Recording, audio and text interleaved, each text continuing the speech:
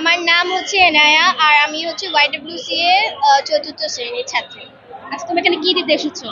আমি এখানে জামা কাপড় দিতে এসেছি আর আমার জমানো টাকাগুলো দিতে এসেছি। কত টাকা জমানো ছিল? 16,000। এটা কত বছর ধরে জমিয়েছো? 2-3 বছর ধরে জমিয়েছি আমি। আচ্ছা, বাবা মার কাছ থেকে টাকা নিয়ে, তাই তো? না, আমার ঈদের সালামি নানি নানা দাদা দাদি সবার কাছ থেকে যত টাকা পেয়েছি সবগুলো জমিয়ে মানে এ পর্যন্ত এই যে 2-3 বছরে যে টাকাটা জমিয়েছো, কোনো ভাঙও নাই, সব টাকাটা ছিল? হ্যাঁ। এই সব টাকাটা দিয়ে দিলে খারাপ লাগে নাই?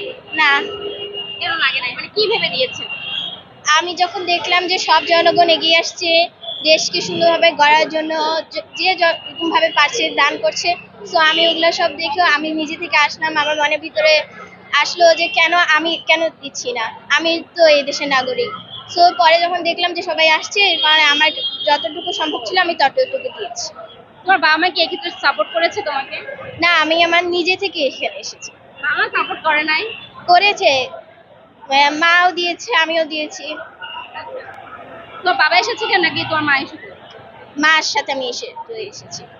তো মানে দেশ নিয়ে আসলে তোমার ভাবনা কি, মানে এভাবে কি মানুষের উপকার করতে চাও হ্যাঁ সবসময়? হ্যাঁ।